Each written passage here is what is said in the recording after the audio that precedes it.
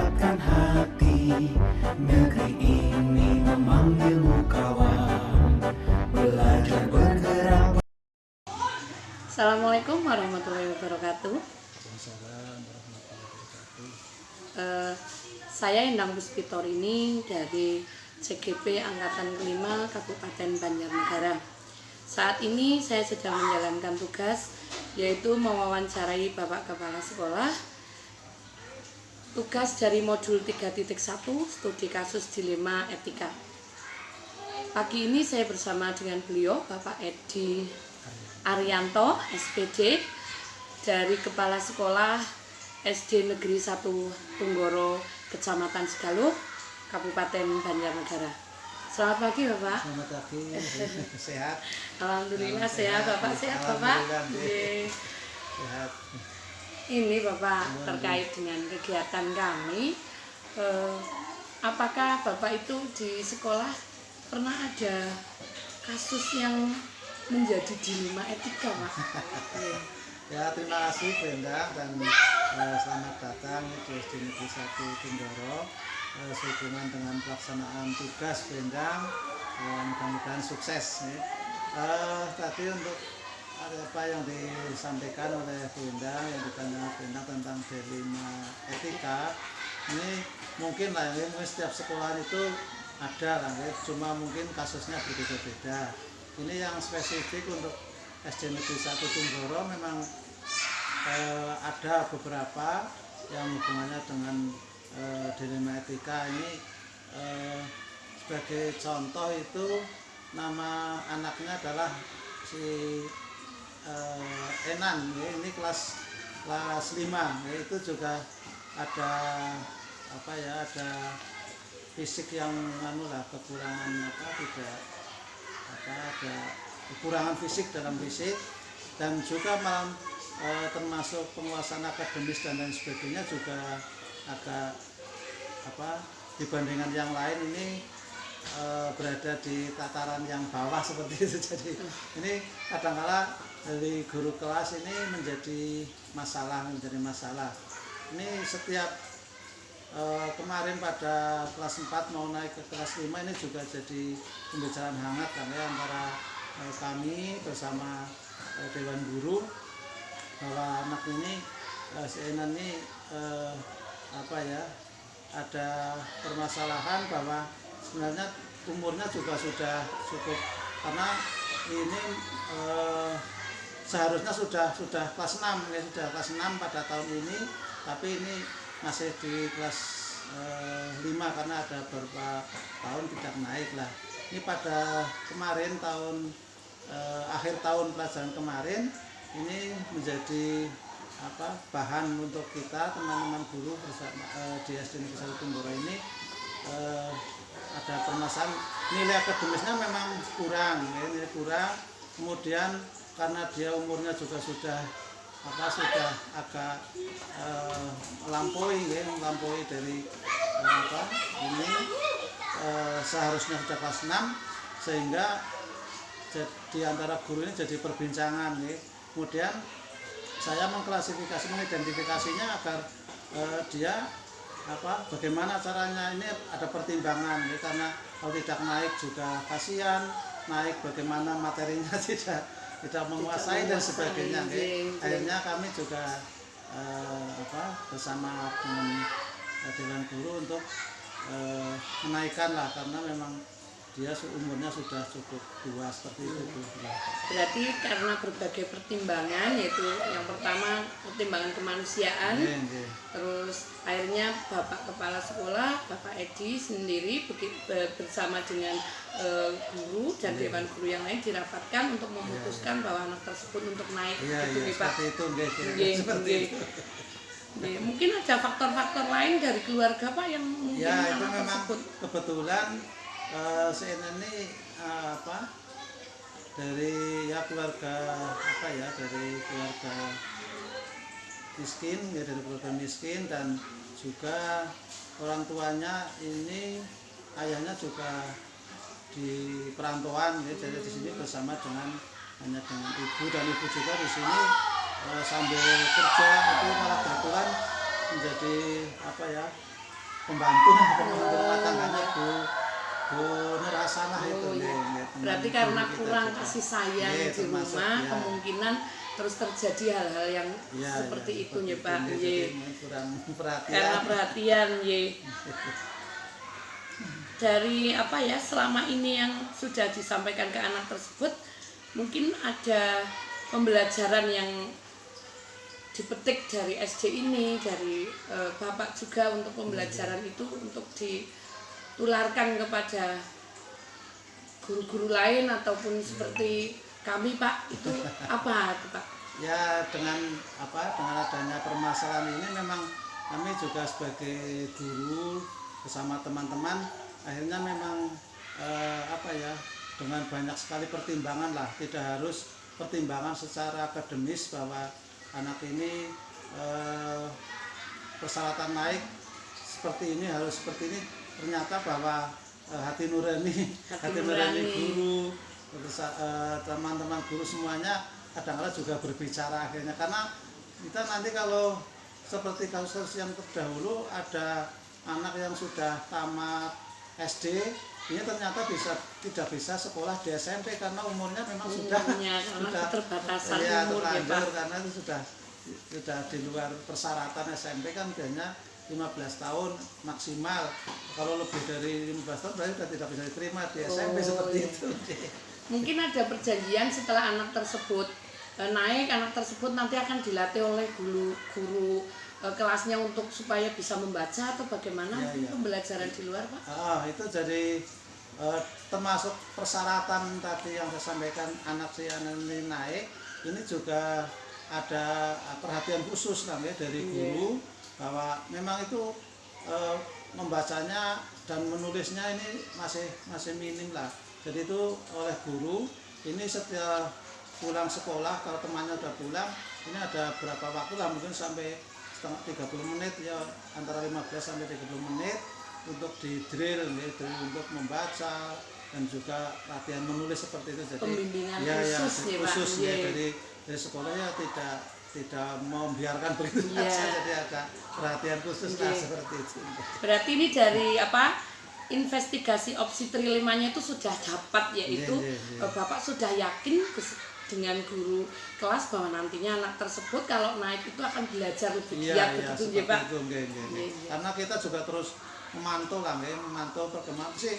Alhamdulillah sampai saat ini juga adalah perkembangan ke arah yang positif lah. Jadi kalau dulu memang menulis saja itu kan kadang-kadang ogah nggak mau dan sebagainya, sekarang ya sudah ada peningkatan lah alhamdulillah.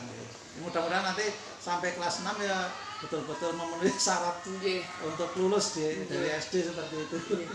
Terima kasih Bapak Edi. Ini alhamdulillah saya sudah menemukan bahwa pengujian paradigma benar lawan benar, yaitu dari kasus tersebut, identifikasi paradigma yang terjadi adalah paradigma rasa keadilan melawan rasa kasihan, yaitu justice versus mercy, atau melakukan prinsip revolusi, yaitu di SD Negeri 1 Tunggoro, yaitu melakukan prinsip penyelesaian dilema yang akan digunakan adalah berpikir berbasis rasa peduli atau care basic thinking begitu. Ya, terima kasih Bapak Edi, saya mengganggu waktunya. Alhamdulillah ini sudah terjawab untuk SD Negeri 1 Tunggoro. Mohon maaf lahir batin Bapak, saya permisi. Terima kasih. Assalamualaikum warahmatullahi wabarakatuh. Waalaikumsalam warahmatullahi wabarakatuh. Assalamualaikum warahmatullahi wabarakatuh. Saya Endah Muspitorini dari CGP Angkatan Kelima Kabupaten Banjarnegara. Hari ini akan bertugas mewawancarai Bapak Kepala Sekolah SD Negeri 1 Panawaren, Kecamatan Sigaluh, Kabupaten Banjarnegara. Beliau adalah Bapak Abu Husni. Hari ini saya akan mewawancarai tentang materi modul 3.1, yaitu tentang studi kasus dilema etika. Selamat pagi Bapak Abu. Selamat pagi Bu Endang, gimana kabarnya? Alhamdulillah baik. Abu bagaimana? Ya, alhamdulillah. Bapak, terkait dengan kegiatan saya sebagai calon guru penggerak di Angkatan Kelima Kabupaten Banjarnegara, saya ingin mewawancarai Bapak yaitu mengenai tentang dilema kasus studi etika di sekolah Bapak. Apakah di sekolah Bapak itu ada kasus tentang dilema etika ini Bapak? Oh, ada. Sebetulnya itu kasus seperti itu sering ada di sekolah, khususnya di SD. SD saya juga ada, yaitu pernah ada salah satu anak, dia dari bidang akademiknya itu lemah. Namun dia karakternya bagus, dia patuh pada nasihat guru, bisa mengondisikan teman-temannya supaya tidak ramai, supaya kondusif di kelasnya. Selain itu dia memiliki keterampilan di bidang motorik, yaitu salah satu cabang olahraga bola voli. Ini dia sudah menjadi salah satu tim inti dari di desanya, di desa Panawalen. Namun untuk prestasi pada cabang bola voli ini pihak sekolah belum sempat menunjukkan karena selama ini pandemi dari tahun 2020 sampai sekarang belum ada event-event di cabang bola voli. Seperti sebelumnya kan ada event-event itu. Terus bagaimana maksudnya? Ini apa? Anak tersebut bagaimana? Apa di kelasnya itu sudah bisa membaca atau bagaimana, Pak? Ini kalau membaca tulis itu sudah bisa, sudah bisa membaca tulis, sekedar membaca tulis, karena dia untuk tahun kemarin itu sudah duduk di kelas 5 dan sekarang sudah naik di kelas 6. Gitu. Tapi untuk kemampuan kelas 5 kan tidak cukup hanya baca tulis saja. Nah, kemampuan itu yang dibanding teman-teman yang lain itu kurang. Terus menjadikan itu suatu nilai lebih untuk anak tersebut jadi naik begitu.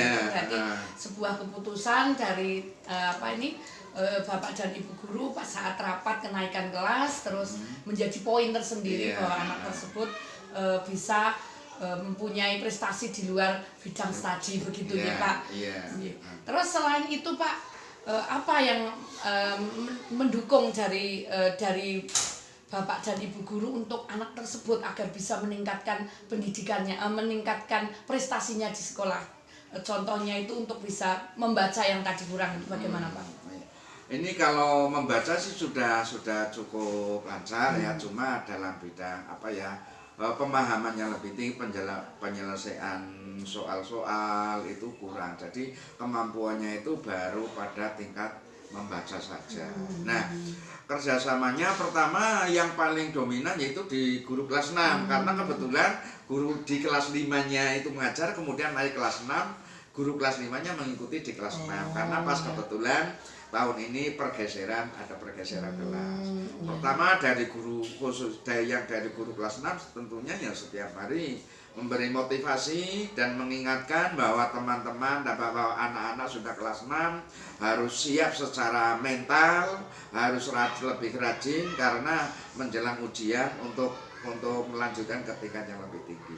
Itu pertama. Terus dari guru yang lain juga ada bimbingan khusus di lain jam-jam pelajaran yang dikelola khusus oleh kelas 6. Dan selama ini di kelas 6 baru 3 bulan ini dan peningkatannya sudah mulai terlihat.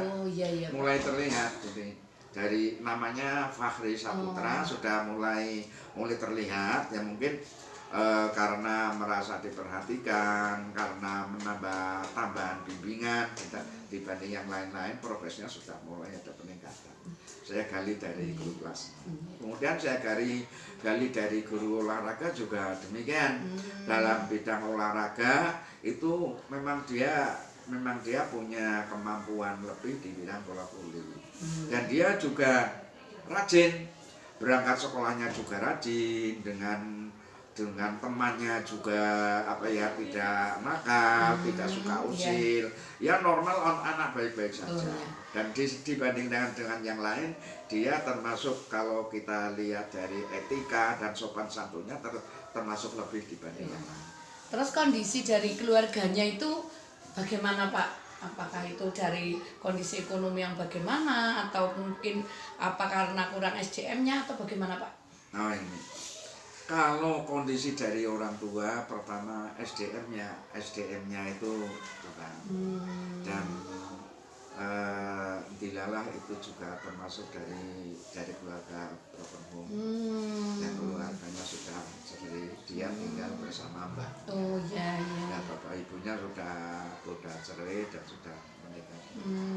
Jadi anak tersebut memang kurang perhatian, Iya, kurang kepedulian pendidikan dari orang tuanya. Sehingga dari SD Negeri 1 Panawaren itu dari guru-gurunya memberikan bimbingan, Iya. sehingga anak tersebut karena banyak kekurangan dari segi membaca dan lain-lain, itu ada bimbingan khusus dari guru-guru tersebut, sehingga ada nilai tersendiri untuk membuat bapak memberikan keputusan untuk menaikkan anak tersebut. Begitu ya Pak. Kemudian di samping itu ya kami dari sekolah juga perlu memanggil orang tuanya, karena kebetulan orang tuanya ya kurang peduli. Sampai di sini ya boleh saya katakan apa adanya. Dikatakan aja Pak. Ini orang tuanya itu saya dapat dikatakan di rumah itu malah sering asik main HP sendiri. Nah, Sehingga iya, anaknya juga ketularan. Saya pernah memanggil orang tuanya supaya ini Fahri sudah kelas 6, tolong bermainnya diawasi, dibatasi, main HP-nya dibatasi supaya konsentrasi di sekolah kan untuk menerima pelajaran lebih meningkat. Sudah tidak, supaya agar tidak terganggu konsentrasinya pada saat menerima pelajaran di sekolah. Berarti ini dari pembicaraan hasil wawancara saya dengan Bapak itu bisa ditarik kesimpulan bahwa Bapak membuat sebuah keputusan itu dengan wali murid itu, yaitu memberikan tambahan waktu untuk mengajari membaca dan memberikan pendampingan kepada siswa, ya Pak. Ini tidak spesifik membaca karena sudah kelas 6, jadi spesifiknya kepada kemampuan untuk menganalisis, memahami pelajaran, pelajaran. Dan hasil investigasi wawancara ini, investigasi opsi trilema itu bahwa Bapak memberikan motivasi, mendampingi, belajar dengan intens dengan guru-guru di sini ya Pak, sehingga terjadinya anak tersebut meningkat dan memberikan keputusan untuk menaikkan anak tersebut. Terima kasih Bapak Abu, alhamdulillah hari ini sudah kita menarik kesimpulan bahwa dari kasus yang kita wawancara, bahwa identifikasi paradigma yang terjadi adalah paradigma rasa keadilan melawan rasa kasihan, bahwa di sini rasa keadilannya adalah anak tersebut bisa memperoleh prestasi dengan adanya bimbingan dari guru walaupun kurangnya perhatian dari orang tua. Jadi justice vs mercy, ataupun yang kita lakukan yaitu menggunakan prinsip revolusi, yaitu prinsip menyelesaikan dilema yang digunakan adalah berpikir berbasis rasa peduli atau care based thinking. Begitu ya Bapak Abu. Terima kasih Bapak Abu, mohon maaf saya mengganggu waktunya. Sama-sama, semoga hasil wawancara ini bisa bermanfaat bagi Bu Endang secara pribadi, khususnya secara umum bagi Bu Endang khususnya dan umumnya di dunia pendidikan. Terima kasih Bapak. Terima kasih, demikian wawancara saya dengan beliau Bapak Kepala Sekolah SD Negeri 1 Panawaren dengan menggunakan benar vs benar. Terima kasih. Wassalamualaikum warahmatullahi wabarakatuh. Waalaikumsalam warahmatullahi wabarakatuh. Assalamualaikum warahmatullahi wabarakatuh. Waalaikumsalam warahmatullahi wabarakatuh. Saya Endang Musfitorini, CGP Angkatan Kelima Kabupaten Banjarnegara. Hari ini akan mewawancarai beliau, Ibu Musiam SPD SC dari Kepala Sekolah SD Negeri 1 Brigi. Sesuai dengan tugas saya, yaitu mewawancarai dengan modul 3.1 studi kasus dilema etika. Baik, saya akan mulai wawancara dengan beliau. Selamat siang Ibu Musiam. Selamat siang Bu Endang. Bagaimana kabarnya Bu? Alhamdulillah sehat. Bu Endang sehat. Sehat Ibu. Begini Ibu, saya ada tugas sebagai CGP untuk mewawancarai Ibu sebagai kepala sekolah di SD Negeri 1 Prigi terkait dengan studi kasus dilema etika. Apakah di SD Ibu ada kasus dilema etika yang pernah Ibu alami begitu, Ibu? Ada Bu, yaitu yang namanya kita Sugriwo, Oh, panggilan hariannya Wowo. Itu waktu itu kelas 4 mau naik ke kelas 5, itu memang wali kelasnya itu merapatkan di rapat kenaikan itu ingin sekali, beliau itu agak kebingungan antara menaikkan apa tidak, karena anak itu memang di dalam pengetahuan ilmu membacanya juga masih kurang lancar, terus akademik yang lain-lain juga lemah. Tapi mengingat anak itu jika nanti misalnya tidak dinaikkan itu dia mungkin malu dan mungkin tidak mau sekolah lagi. Karena dulu waktu di kelas kelas rendah itu juga pernah kasus seperti itu, anak itulah. Terus kami rapat rembugan, itu kami cari anak itu di samping kelemahannya itu kan pasti tidak mungkin anak itu mempunyai kelemahan tok, kan pasti ada kelebihan. Ya, setelah kita cari-cari sebetulnya anak ini punya segi positif apa, ternyata anak itu mempunyai kelebihan di bidang agama. Ngajinya itu punya kelebihan di bidang itu agama. Dan dia itu kalau pas untuk agama itu contohnya kemarin ada lomba menghafal surat-surat apa itu pendek.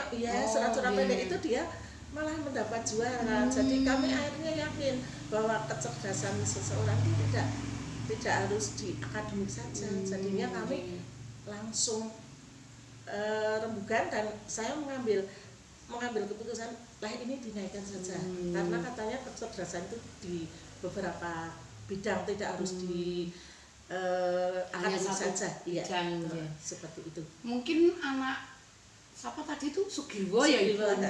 Mungkin Ananda Sugriwo itu punya masalah mungkin Bu di rumah atau bagaimana? Iya, waktu itu memang anak pernah jarang masuk sekolah, terus saya dan wali kelasnya itu memang berusaha mendatangi, ingin tahu sebetulnya anak kok mempunyai kelemahan di bidang akademik dan agak nakal juga. Sebetulnya boleh menyebut anak nakal agak kurang perhatian gitu. Mungkin. Terus kami memutuskan dengan wali kelas itu kami datang ke rumahnya.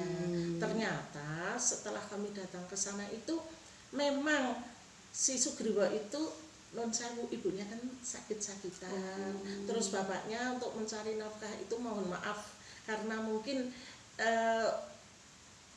mohon maaf ya, ini memang keadaan ekonominya juga tidak begitu lemah terus bapaknya untuk mengurus ibunya juga masih untuk mengurus rumah tangga juga double mencari nafkah juga kan akhirnya otomatis ke anaknya itu sepertinya kurang perhatian. Jadi saya ternyata anak seperti ini karena memang faktor dari rumah itu seperti itu.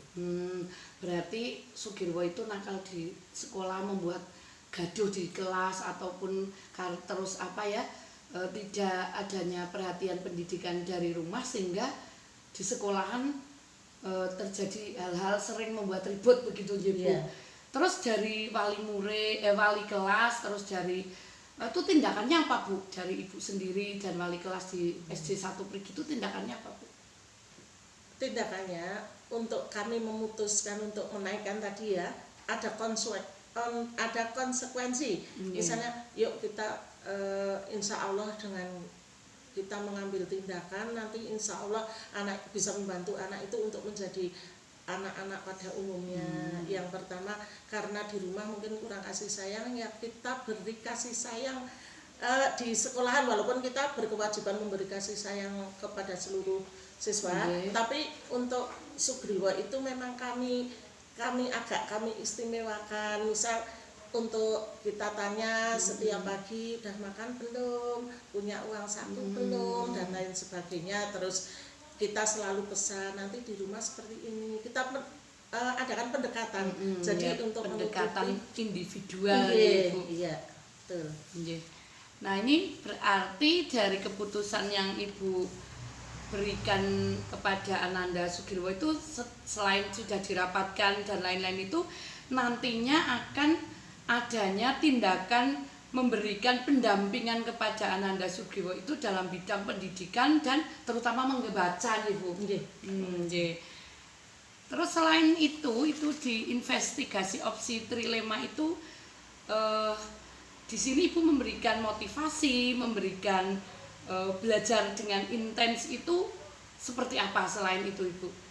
Ke Sugirwo dan orang tuanya lah. Oh iya. Iya. Kami memang memberikan karena setelah melihat penyebab anak itu seperti itu, kami memang terus berpikir untuk kerjasama dengan orang tua, mau tidak mau di rumah juga harus berubah, minimal memperhatikan belajarnya, memberikan kasih sayang dan lain sebagainya.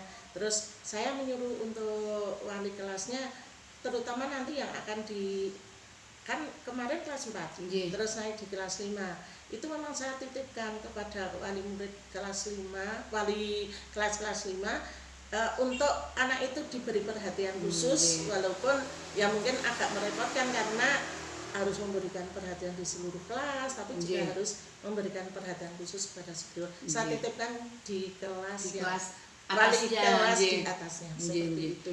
Berarti di sini pengujian paradigma benar lawan benar di SD Negeri 1 Prigi itu dari kasus tersebut identifikasi paradigmanya yang terjadi adalah paradigma rasa keadilan melawan rasa kasihan ya Bu, yaitu justice vs mercy, ataupun yang kita juga melakukan prinsip revolusi, yaitu prinsip penyelesaian dilema atau masalah yang akan digunakan adalah berpikir berbasis rasa peduli ataupun care based thinking. Ngaten nggih Bu? Nggih. Alhamdulillahirrahmanirrahim, sudah selesai Bu proses wawancaranya. Saya terima kasih, dan hari ini sudah dari proses wawancara ini kita bisa menyimpulkan bahwa di sini adalah proses pengujian paradigma benar melawan benar. Terima kasih Ibu, saya telah mengganggu waktunya Ibu. Barangkali saya memberikan keterangan belum sesuai dengan sesuai. Mohon maaf. Sama-sama. Terima kasih. Tadi sudah hasil wawancara dengan Ibu Kepala Sekolah SD Negeri 1 Prigi dan sudah menghasilkan melakukan prinsip revolusi, yaitu prinsip menyelesaikan dilema yang digunakan di SD Negeri 1 Prigi adalah berpikir berbasis rasa peduli atau care based thinking. Terima kasih. Wassalamualaikum warahmatullahi wabarakatuh. Kita menjalin kolaborasi, belajar bergerak berbagi untuk negeri demi bakti pada Ibu Pertiwi.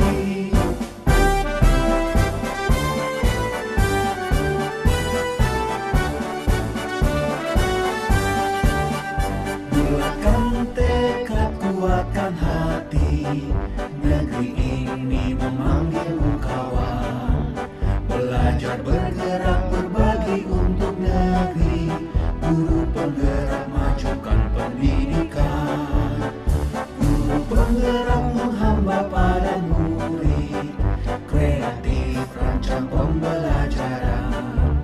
Hargai potensi, tingkatkan prestasi, lahirkan profil pelajar Pancasila.